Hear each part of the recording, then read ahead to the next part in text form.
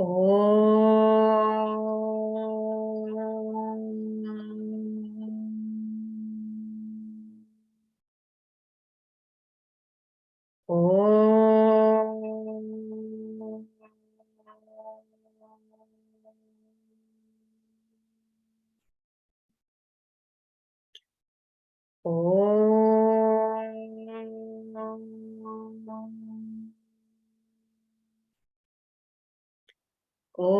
Sahana Vavatu Sahanau Bhunaktu Saha Viryam Karavavahai Tejasvinavadhitamastu ma vidvishavahai.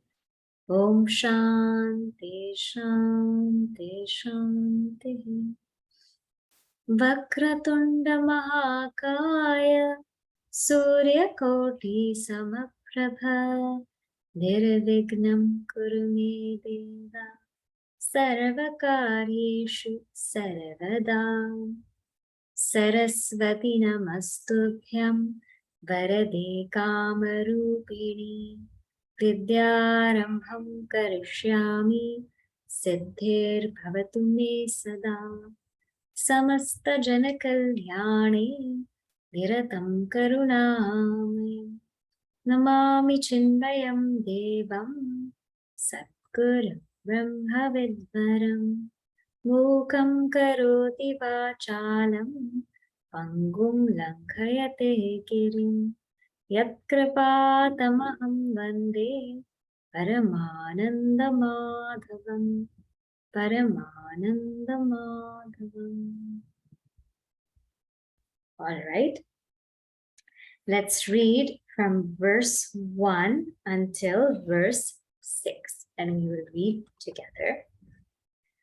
Om Shri Paramatmane Namaha Atha Chaturtho Dhyayaha Jnana Karma Sannyasa Yogaha Shri Bhagavan Uvacha Imam Vivasvate Yogam Proktavanaham Avyayam Vivasvan Manave Praha Manurikshvaka Vebravi.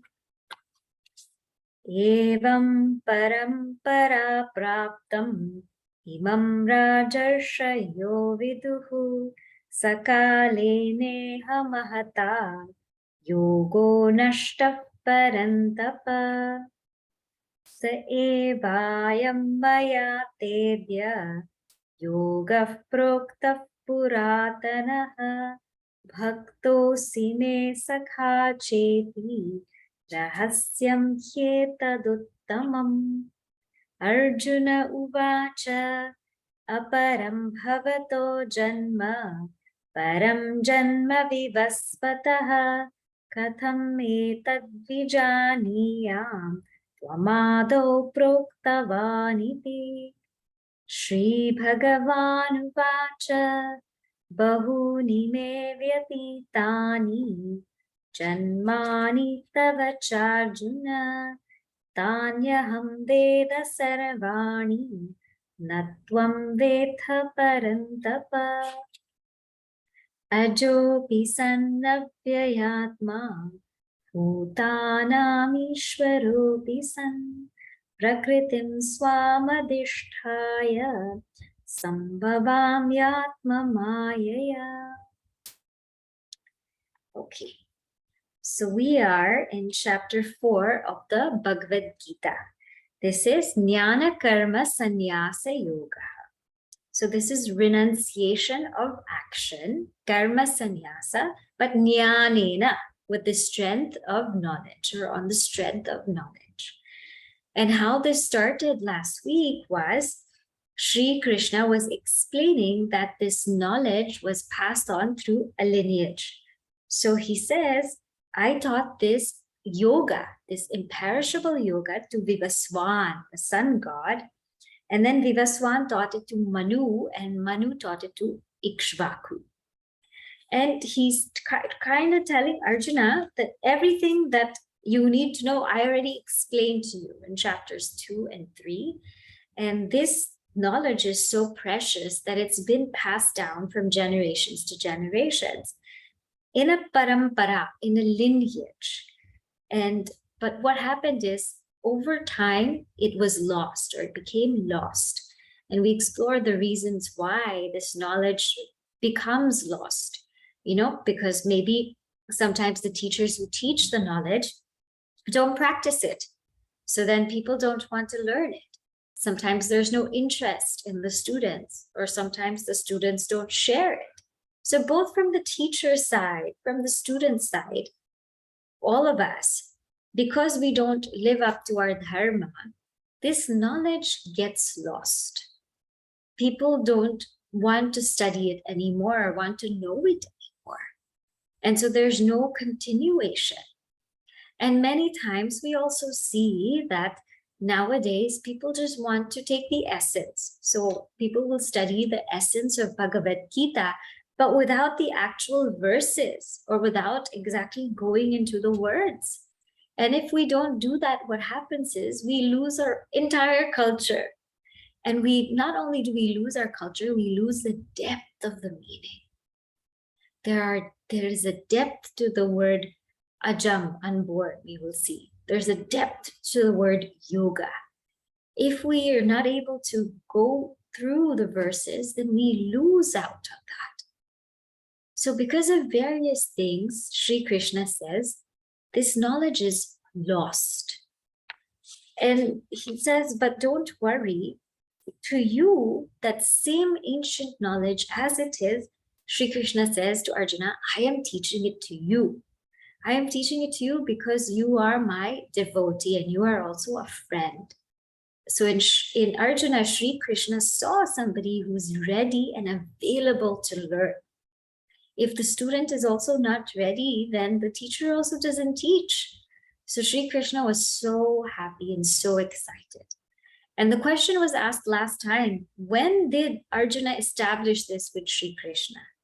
So remember in chapter 2, when Arjuna surrenders, in verse, I think it is 2.7, he says, I am your student.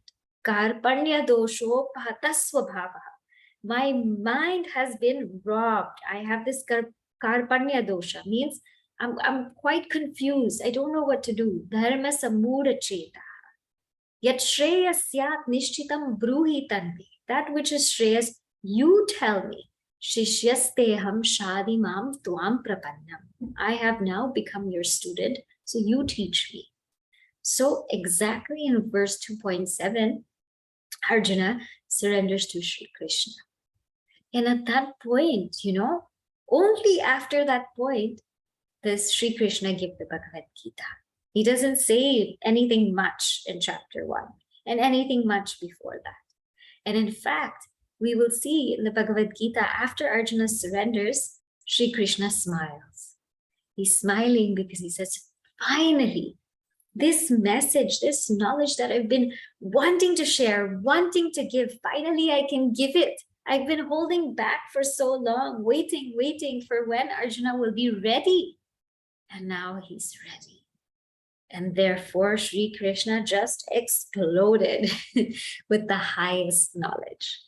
So this is the feeling of Sri Krishna towards Arjuna. He's so happy that now he is a bhakta, a devotee, and a very, very dear friend. So then what happens after that? Arjuna has a doubt, saying that, Sri Krishna, how did you teach Lord's son when you came after Lord's son? How did you teach Vivasvan, the son god? How did you teach that knowledge to the son god? You came after him. The son came before you. And Sri Krishna said, listen, Arjuna, this is not my first birth. This is what we see in verse number 5. And I asked everyone to reflect on this. Bahuni me vyatitani janmani. Bahuni janmani. Sri Krishna says, I've had many births. Now, it's not that Arjuna didn't know that Sri Krishna was great. He knew, because in the Mahabharata, he knew. He chose Sri Krishna over one Akshohini, one whole, thousands of units of army. So Arjuna knew, but he didn't know the extent of Sri Krishna's greatness. He knew there was something deeply special. And he's thinking, if you are that Paramatma, that supreme awareness, how did you get this body? How are you also embodied like me? You seem to look like me. I know you're special. I know you're great. I know that through you, so many things can happen. But why is it that you look like me? We're the same age, kind of. So these questions come to Arjuna, and he's really not sure. And so he asks Sri Krishna. And that's the beauty also of Arjuna.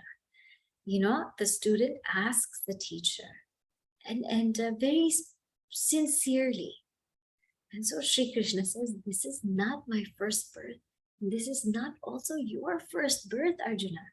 You've had many, many, many, many, many births. And I've had many births. The difference is, I remember all my births, but thankfully, Arjuna, you don't remember.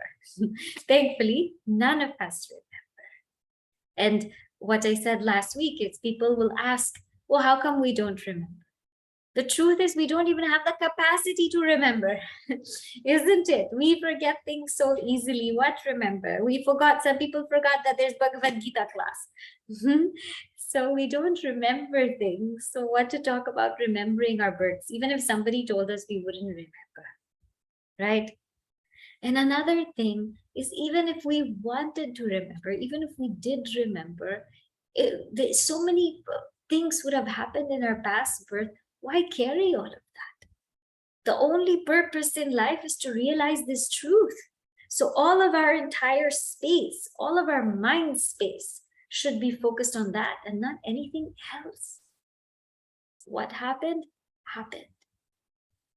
But what's the most important is what is happening now. Where is your mind now? Where are you walking towards?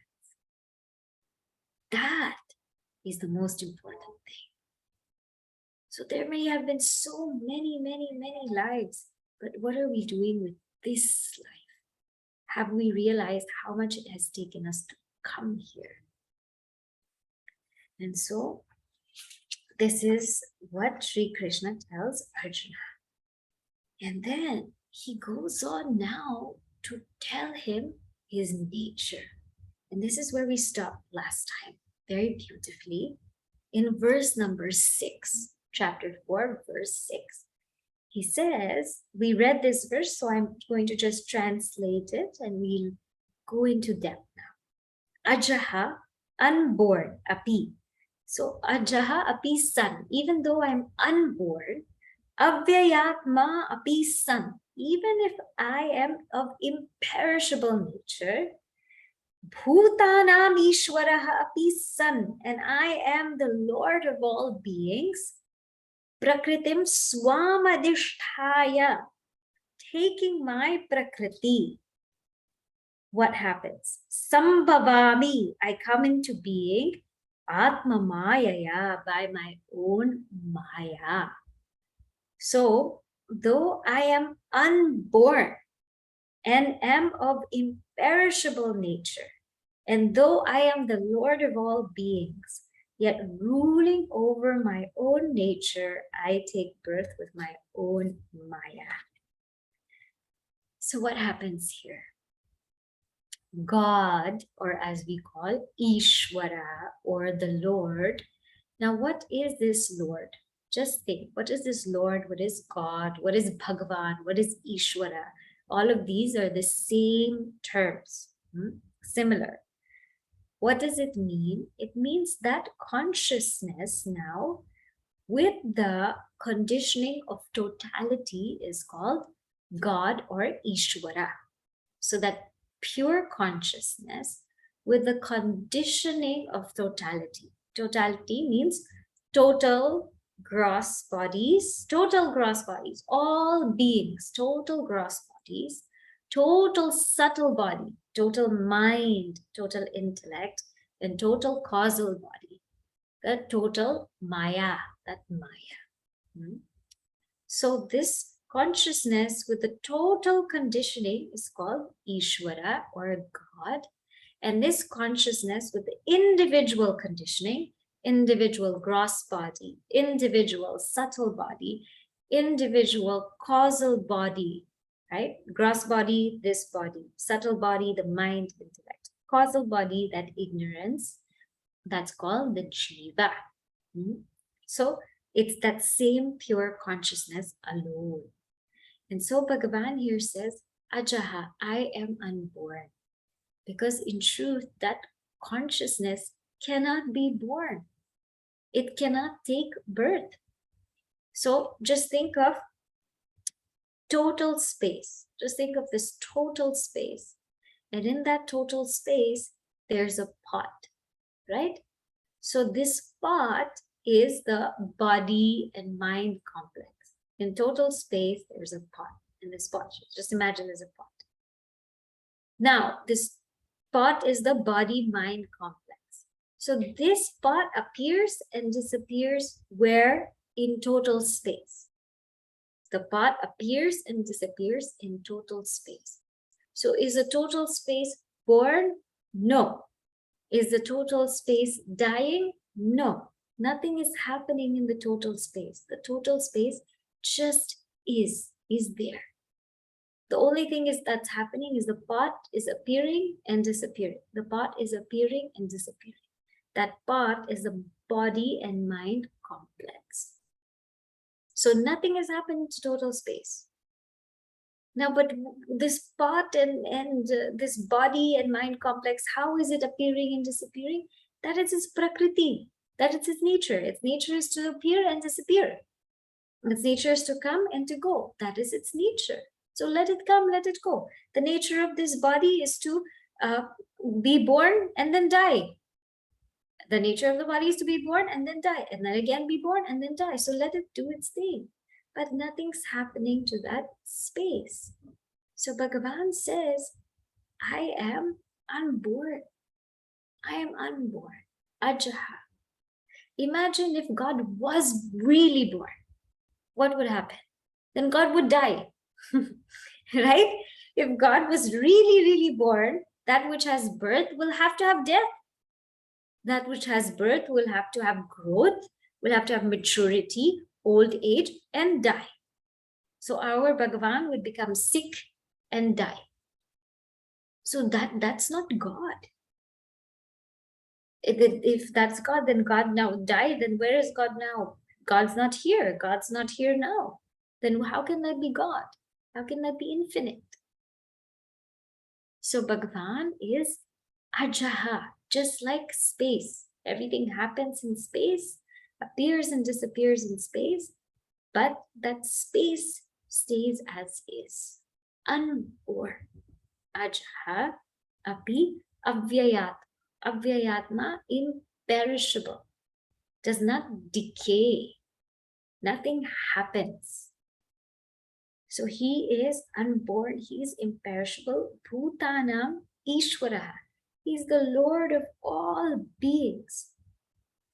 And he takes his prakriti, means he rules over his prakriti, he rules over his nature, and he takes birth in the world with his Maya. So last time we left off in this part of what is the difference between Ishvara and Jiva. What's the difference between God taking birth and us taking birth? Huh? What is this difference? So with Ishvara, as we said, it's consciousness associated with the total gross, causal, subtle bodies. And then Jiva is associated with the total gross, subtle, with the individual gross, subtle, causal body. For Ishvara, it's called incarnation. And for Jiva, it's called reincarnation. So Ishvara, it's called incarnation. Jiva, reincarnation. Why? For Ishvara, Ishvara takes birth out of his own Maya, So whenever he wills, he comes. Whenever he wants to leave, he leaves. It's out of his own maya, his own shakti, his own power. Whereas Jiva's birth is based on punya and papa.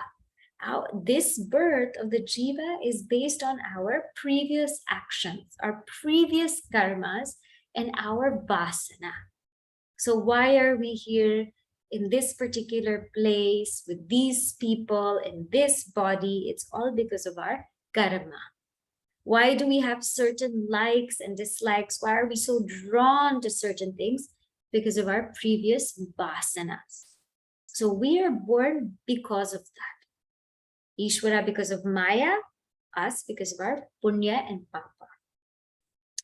Ishvara is not bound by karma. This is the second difference. Ishvara is not bound by karma.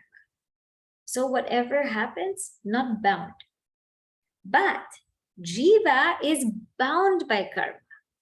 Jiva is bound by karma in the sense that when the prarabdha or the present karma of this body is over, then what happens is that Jiva takes on another body.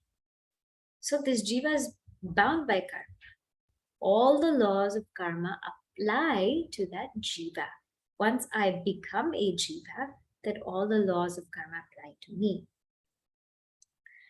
Ishvara can be born anyway, right? Anyway, we've seen the various avatars. Can be born as Matsya, the fish, Kurma, the tortoise. Can be born as a male, as a female, as Krishna, as Devi, as anything. Ishvara can be born as Hanuman, as a monkey. But for Jiva, we have to be born through a certain way. Andaja, Jiva can be born through an egg, like a chick. Jarayuja, Jiva can be born through a womb. Jarayuja. Udbija, Jiva can be born by breaking the earth, like a plant. And then Shwedaja, Jiva can be born of sweat, like mosquitoes and lice.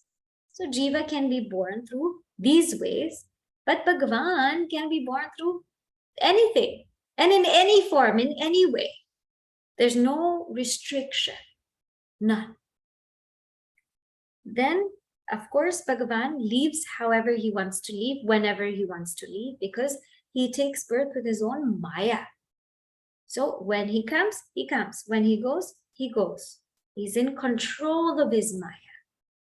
But for us, we are under the control of Maya.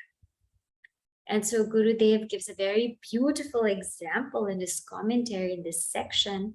He says it's like somebody who has a motorcycle and he owns the motorcycle and he takes it and he rides it wherever he wants to go. He wants to go here, there, he takes it, he drives it, he speeds, he slows down, he turns, and he's enjoying the ride so much because he's riding on this motorcycle. But what about the person who doesn't know how to ride it and is pushing the motorcycle?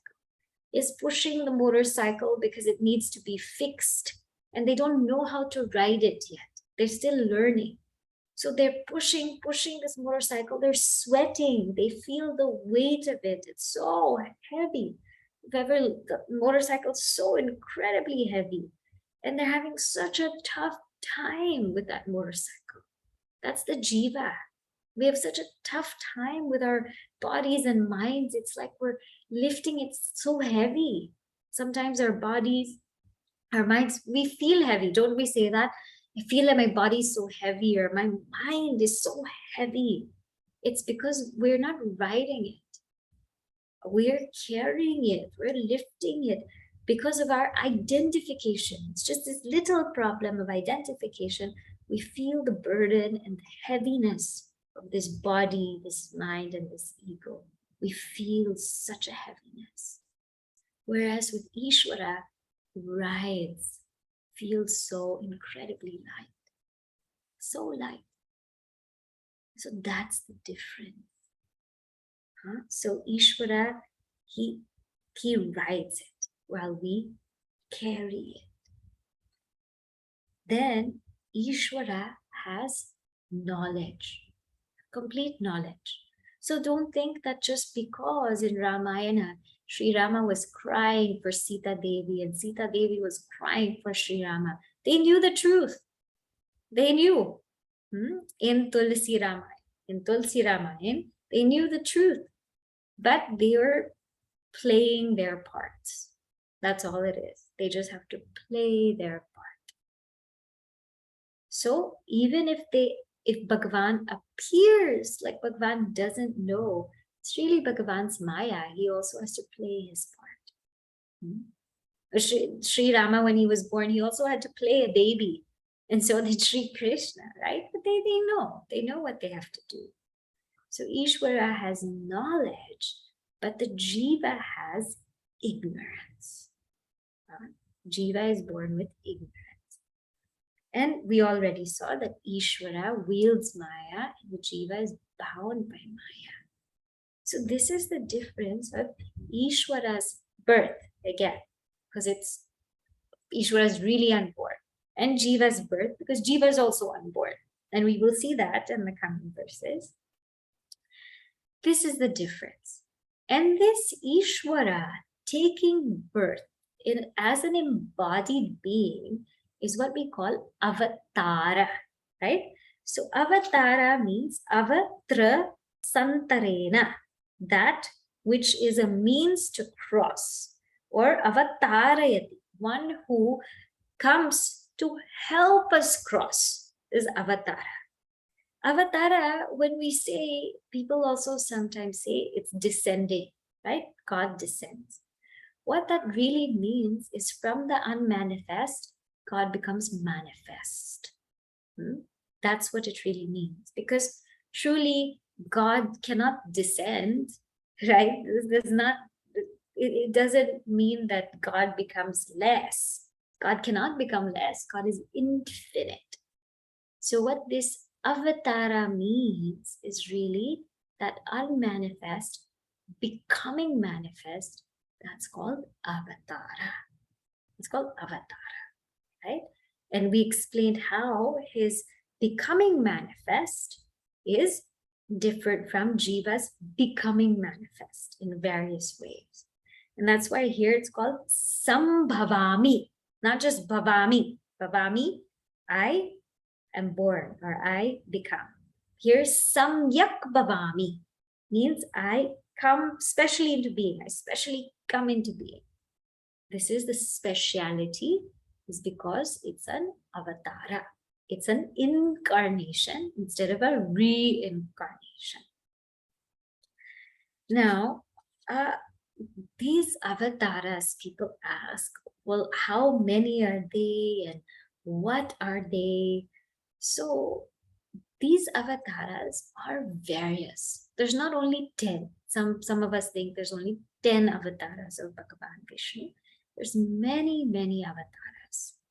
So one is called what Purna Avatara.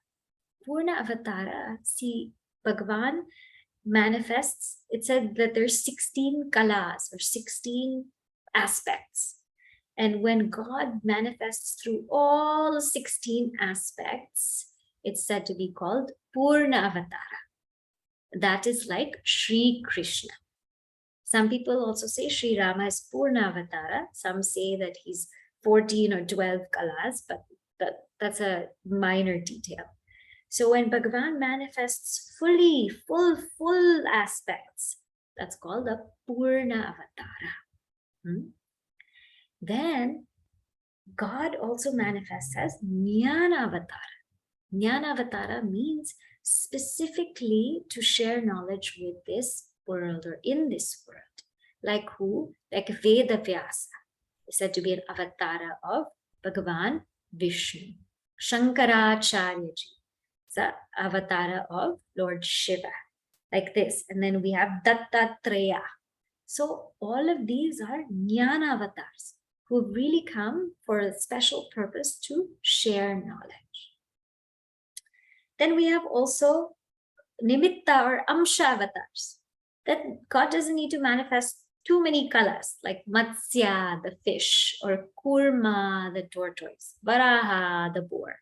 Just needs to come, do some work, and then come out. So these are called Amsha avatars or Nimitta avatars. And then also, Bhagavan comes as Vangmayi avatar. Vangmayi means as speech. So the Vedas are Bhagavan's avatar also. Said that the breath of Bhagavan is the Veda. In Srimad Bhagavatam, it is said Srimad Bhagavatam itself is God. So Vangmayi avatar as these texts. The Bhagavad Gita is also an avatar. It's Vangmayi. And so sometimes people ask, why are you all so, keep your books properly? Because the books are Saraswati Devi. It's Vangmayi avatar. Now Saraswati Puja will come, right? Will come very soon. Why do we worship they worship weapons or tools and equipment? That's also avatar of God. That's also avatar, right? Then we have also Avesha avatar. Avesha means suddenly God has to manifest, just right there and then, like Narasimha avatar. Just have to come right away. Dravya avatar. Dravya means God, even an inert material, God has to come. Like Draupadi's sari. That's also avatar. Draupadi, she called Sri Krishna and he came as the sari. She called, he came, but as Dravya, as a sari. Then we have Nitya avatars, like our sadhus, our sants, our mahatmas, who are there, who are that avatar of Bhagavan. Everybody, in essence, is an avatar also, right? Because everyone is Bhagavan only. But it is just, these are being mentioned because they manifest that divinity. Some might ask, I'm also avatar of God. Yes, you are avatar of God. That is very true.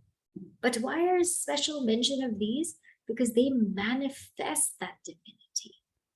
While we still need to figure out how to do that. And so therefore, these avatars are looked upon. These avatars are worshipable. And it is when we see these avatars, we see God. So don't think that I have to wait and wait and wait for Krishna avatar, Rama avatar to really, really see God. No. When we see these expressions, these people in the world, that is God's avatar. We don't have to wait. Somebody asked Gurudev once, oh, why won't we get avatars now? Why won't we get any other avatar, Matsya, Kurma, Varaha? And Gurudev said, for people like you, us sadhus are enough. You don't need anybody else. And so he said that. And then somebody asked Guruji once also, how come we can't get Sri Rama? So Guruji said, you show me a couple, parents like Dashrath and Kaushalya.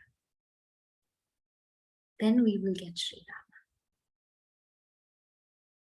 And he's also right, isn't it? So now don't be sad now. Okay, but Sri Rama, we won't get Sri Rama. Yes, but as I said, around us, there are so many avatars. Don't think that God only has to come in one form, one kind of look, one kind of way. Who are we to limit God? That person who's there, who helps you just at the right time, that's also avatar. So even though Bhagavan says, I am unborn, I am imperishable, Bhagavan says, I am that pure awareness. But Prakritim Swamadishthaya, ruling over my Maya, just like riding on that motorcycle. Sambhavami, I manifest in this world. Atma Maya, with my own Maya. and in various ways. Don't limit God. Now the question comes, well, but when? When will you come? I want to see you. When will you come? So here's a very, very famous verse number 7. Yada yada hi dharmasya Yada yada hi dharmasya glanirbhavati bharata Glanirbhavati Bharata abhyuthanamadharmasya Abhyuttanamadharmasya tadatmanam srijamyaham. Tadatmanam srijamyaham Yada yada hi dharmasya glanirbhavati bharata abhyuthanamadharmasya tadatmanam srijamyaham. Let's chant this 2 more times together. Yada yada hi dharmasya glanirbhavati bharata abhyuthanamadharmasya Tatmanam srijamyaham. Yada yada hi dharmasya glanirbhavati bharata abhyuthanamadharmasya tadatmanam srijamyaham. So this verse is to be memorized. It's one of the most famous verses of the Bhagavad Gita. What does Bhagavan say? Yada yada, whenever, he, surely, dharmasya glanihi. Glanihi means there's a decay of what? Dharma. Dharmasya glani. There's a decay of dharma. O Bharata, O Arjuna, and abhi uthanam, whenever there's a rise of adharma, unrighteousness, tada, then atmanam srajami, I manifest myself. I, aham, manifest myself. Whenever there is a decay of righteousness, O Bharata, and a rise of unrighteousness, then I manifest myself. So, when does Bhagavan come? See, here we have what is called the decay of dharma. Dharmasya glani. What is dharma? Dharma is dharanat dharma, that which sustains, that which upholds, that which integrates. That's called dharma. Then we also know that dharma is our ultimate nature, Sat Chit Ananda. So whatever brings us towards our nature, that's called dharma. So number 1, that which holds, upholds, integrates, sustains, harmonizes, is called dharma. Number 2, dharma is also our nature. Number 3, therefore, that which brings us towards our true nature, that is called dharma. So dharma is that really which gives us abhyudaya and nishreyasa. Abhyudaya means prosperity, worldly prosperity, and nishreyasa, moksha. So whenever there is a decline, a great decline in all of these things, right? Oh, and then there is a rise in adharma. So there's a rise in the opposite, wherein we lose sight of what integrates and we start focusing on divisions, on dividing people. We start focusing on harming people. Whenever we forget our real nature and whenever we start to move away from our real nature, when we become so extroverted, so into this world and forget everything, that is adharma on the rise. And when we stop pursuing moksha, we just pursue the world, that again is adharma on the rise. So in other words, the root or the basis of dharma is the knowledge of oneness. Because when I see you and I as one, then there will always be that desire to integrate, to hold, to sustain. That's called dharma. But whenever I see you and I as different, then I will want to divide, to make far. I will want to have more than you. All this difference and duality, all of that happens. So when there is that decline of dharma, of these virtues, this righteousness, and there's an increase of adharma, Bhagavan says, then I come. Then I will manifest. And so the questions asked, well, where is Bhagavan now? There is so much adharma going on, but where is Bhagavan now? So as I said, like very nicely how Guruji explains to us, let's say if there is a problem in the country or the problem in the city, say there's a problem in New York City, then the city has to address it. And if it becomes a bigger problem, then maybe the state, the one who's in charge of the state, has to address it.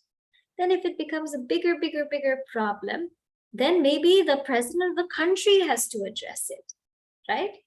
Then if it becomes even a big problem, then all world leaders have to address it.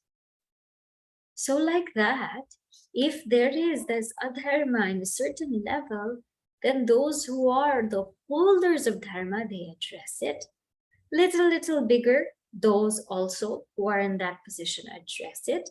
And as that adharma grows, if it grows into a great unmanageable extent, then be sure that Bhagavan tadatmanam srajamyaham, that kind of avatar will come.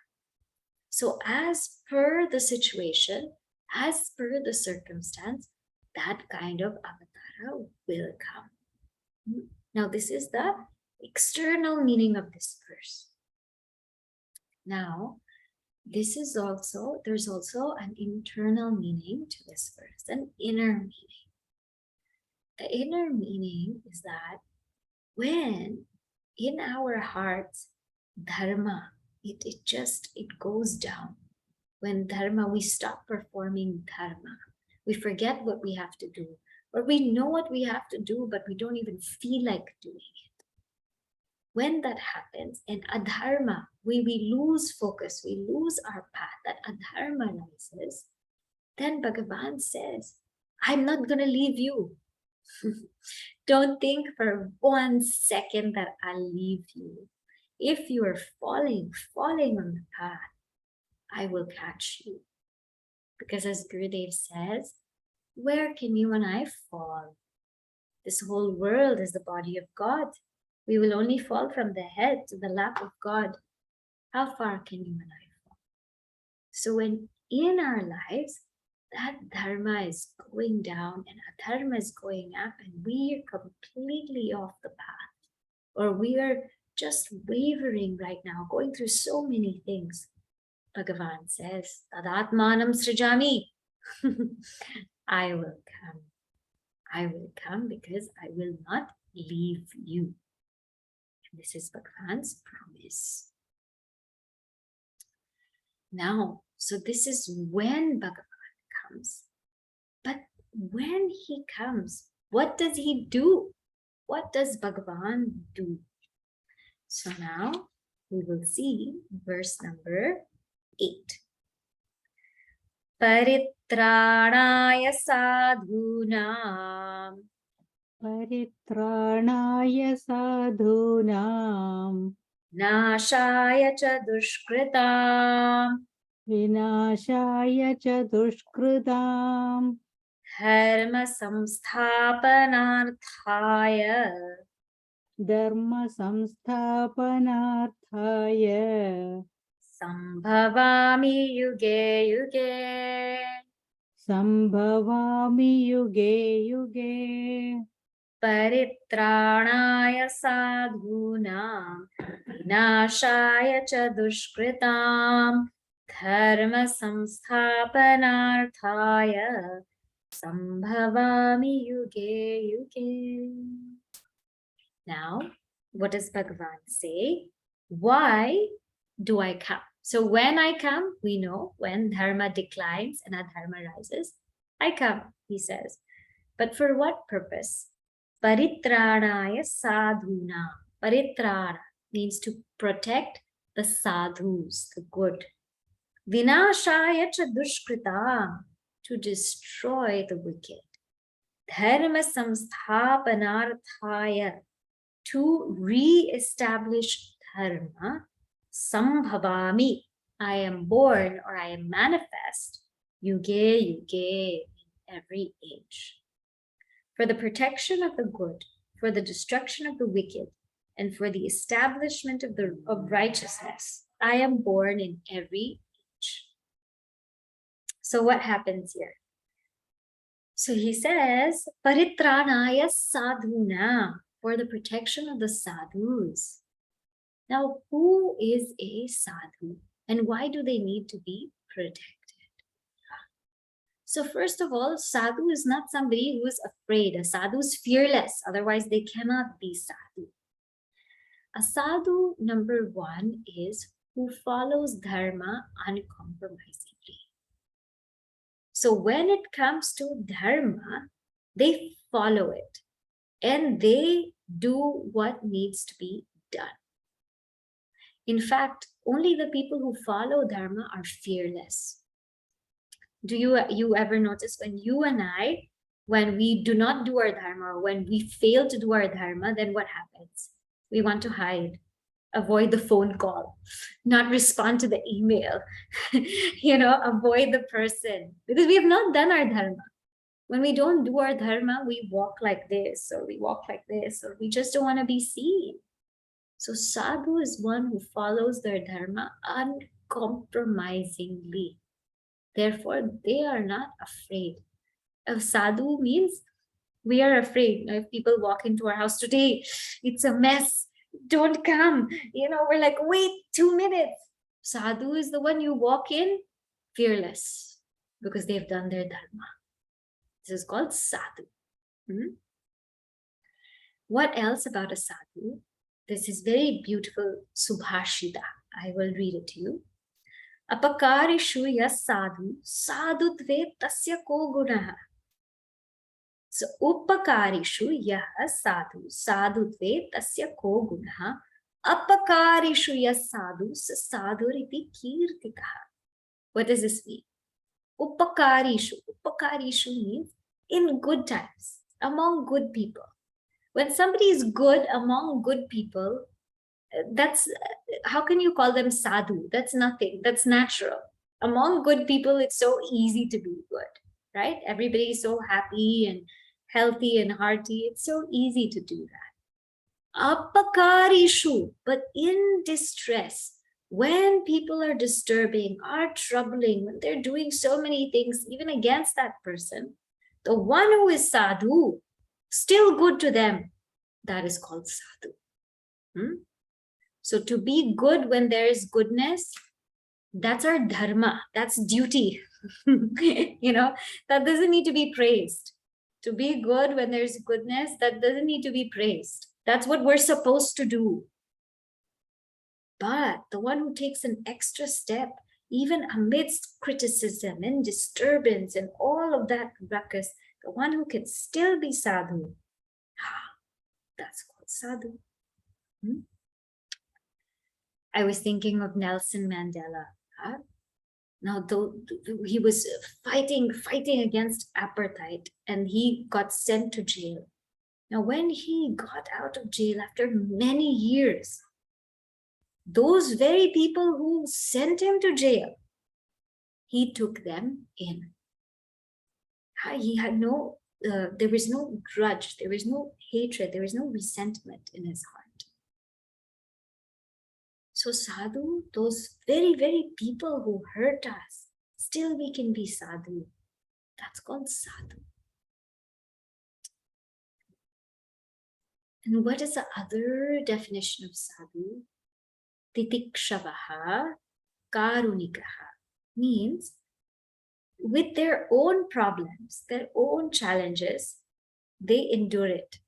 They don't complain about it. They don't say anything about it. They just endure it. But if somebody else has a challenge or a problem, they are very compassionate towards that person. Not like, oh, haven't you studied Vedanta? Don't you know you're unborn? Not like that. Very, very compassionate. Gurudev always tells us, with yourself, you use your head. Be strict, be firm. But with others, we have to use our heart. We have to use our heart. So this is called a sadhu. So why Bhagavan is saying for the protection of sadhus? Because dharma needs a locus. Dharma needs a place or a person to reside. So that dharma's locus is in a sadhu. So Bhagavan comes to protect those sadhus. Because if they are protected, they are fearless. And if they are protected, then dharma will continue. If they are not protected, then dharma will discontinue. Like in Ramayana, how when Vishwamitra Rishi needed to do a yaga. So that's why he asked Sri Rama and Lakshmana to protect that, so he can continue to do what he needs to do. Vinashaya cha dushkrita.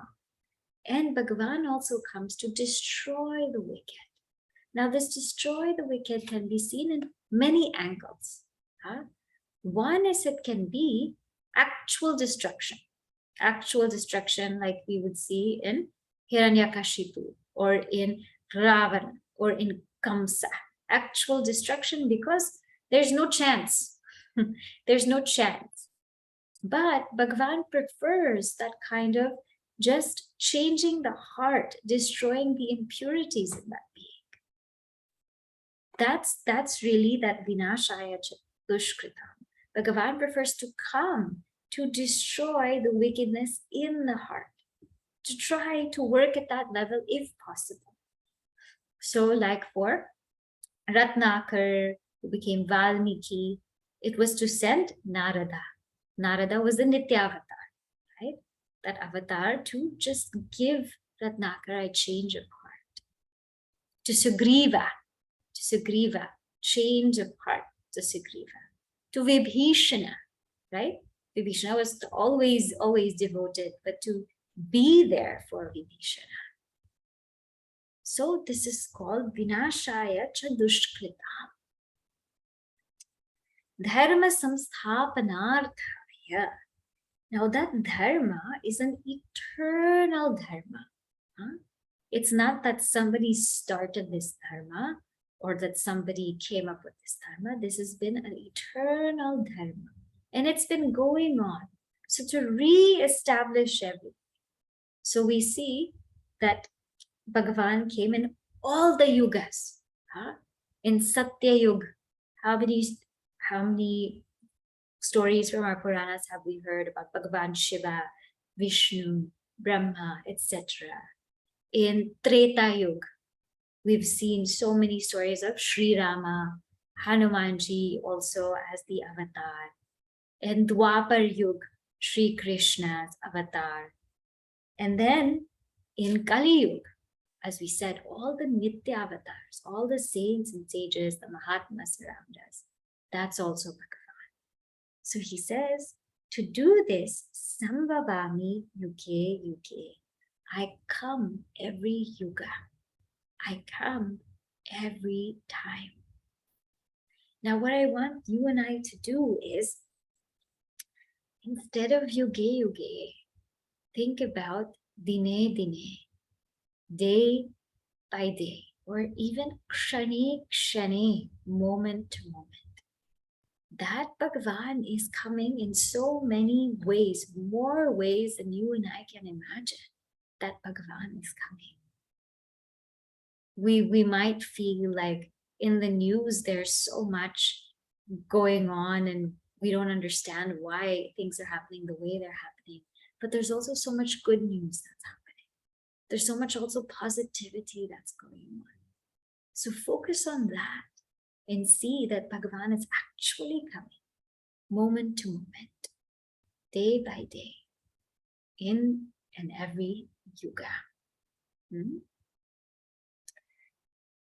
Dharma samsthapanarthaya sambhavami yuge yuge.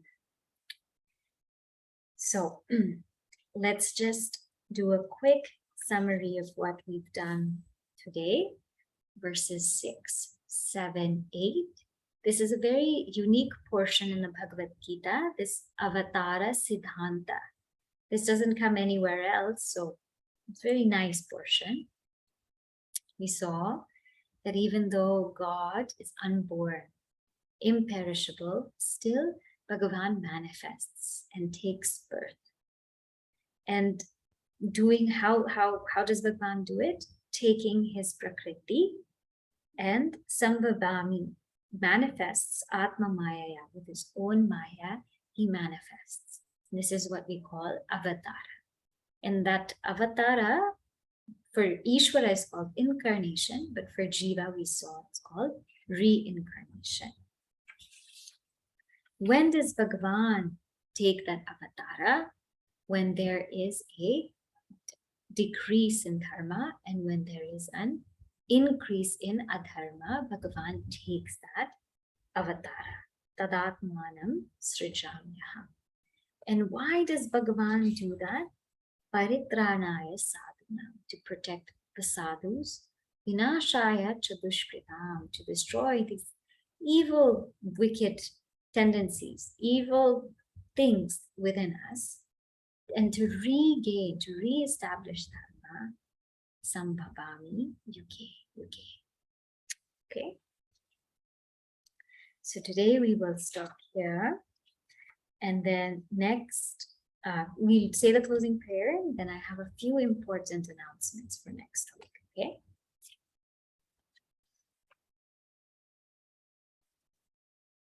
Om Purnamadav Purnamidam Purnat Purnamudachyate Purnasya Purnamadaya Purnameva Vashishyate. Om Shanti Shanti Shanti. Harihi Om. Shri Gurubhyo Namaha. Harihi Om.